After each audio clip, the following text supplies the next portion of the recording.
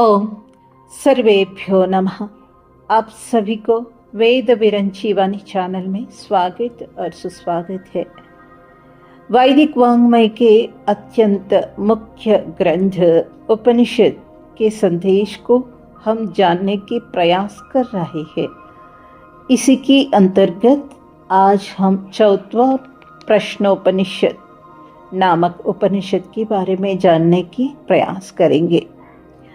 इस उपनिषद में 3 समिधाएं यानी तप, ब्रह्मचर्य और श्रद्धा के बारे में और सृष्टि रचना के बारे में जानेंगे।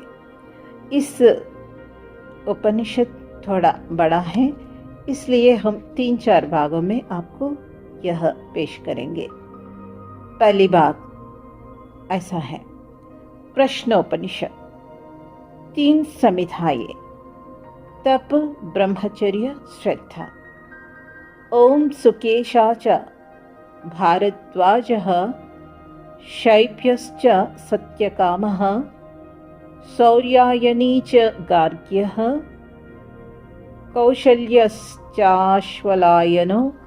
भार्गवो वैदर्भिः कबन्धी कात्यायनस्ते हैते ब्रह्मपरा ब्रह्मनिष्ठाः परं ब्रह्मान्वेषमाना येषः वै तत्सर्वं वक्ष्यतीति तेह समित्पानयो भगवन्तं पिप्पलादम् उपसन्नाः।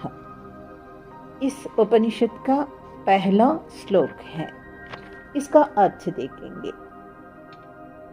भरद्वाज के गोत्र में उत्पन्न सुकेशा, शिबी का पुत्र सत्यकामा, शौर्य का पुत्र गार्ग्य, अश्वल का पुत्र कौशल्य, भृगु गोत्र में उत्पन्न वैदर्भी तथा कत्य का पुत्र कबंधी, ये 6 जिज्ञासु थे। उन्होंने यह तो समझ लिया था कि संसार में अंतिम सत्ता ब्रह्मा ही है, अर्थात वे ब्रह्म पर थे। इसीलिए उनकी ब्रह्मा में निष्ठा थी, उसे पाने की उत्कंठा थी, अर्थात वे ब्रह्मनिष्ठा भी थे। परंतु अभी उनके हृदय में कुछ शंकाएं थी। वे हाथ में समिधा लेकर ब्रह्मा की खोज में प्रसिद्ध आचार्य पिप्पलाद के पास पहुंचे। ऋषि पिप्पलाद के आश्रम पर 6 जिज्ञासु पहुंचे समितपानी होकर। ऋषि पिप्पलाद के आश्रम पर 6 जिज्ञासु पहुंचे समितपानी होकर। ब्रह्म ज्ञान के जिज्ञासु थे वे, शिष्य बड़े ज्ञान पिपासु थे वे। ब्रह्म ज्ञान के जिज्ञासु थे वे, शिष्य बड़े ज्ञान पिपासु थे वे। दूसरा श्लोक।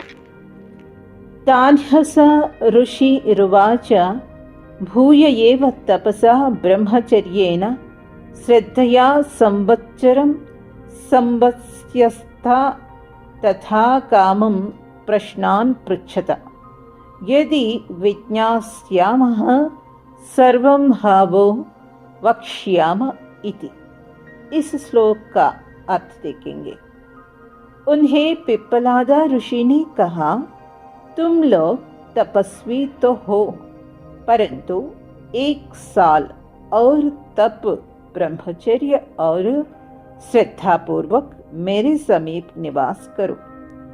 उसके बाद अपनी अपनी इच्छा अनुसार प्रश्न करना। अगर हम उन प्रश्नों का उत्तर जानते होंगे तो सब कुछ बतला देंगे। ऋषि पिप्पलादा की आज्ञा से 1 वर्ष ब्रह्मचर्य में वास किया। ऋषि पिप्पलादा की आज्ञा से 1 वर्ष ब्रह्मचर्य में वास किया। तब अनंतर ऋषि ने उस शिष्यों को प्रश्न करने का अवकाश दिया। तब अनंतर ऋषि ने उन शिष्यों को प्रश्न करने का अवकाश दिया।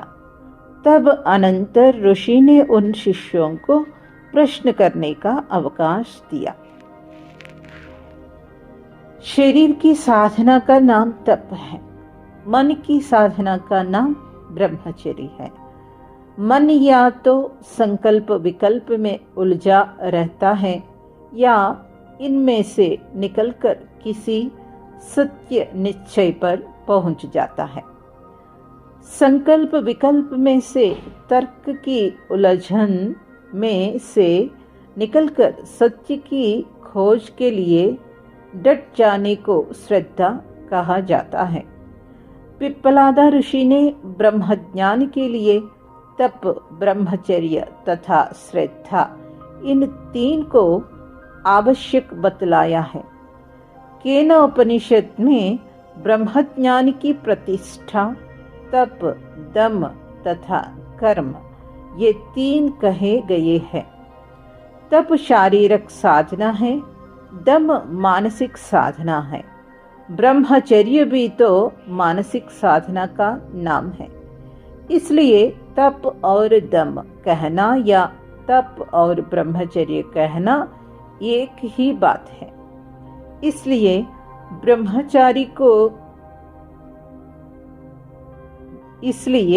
ब्रह्मचारी के लिए कहा गया है कि वह तप करे, अर्थात मानसिक साधना के साथ साथ शारीरिक साधना करे। ब्रह्मज्ञानी के आधार तप, दम और कर्म है। ब्रह्मज्ञान के जिज्ञासु के आधार तप, ब्रह्मचर्य और श्रद्धा है। जिज्ञासु श्रद्धा को लेकर आता है। ब्रह्मज्ञानी को श्रद्धा की आवश्यकता नहीं रहती, वह कर्म करने लगता है। श्रद्धा की परिणति कर्म में होती है।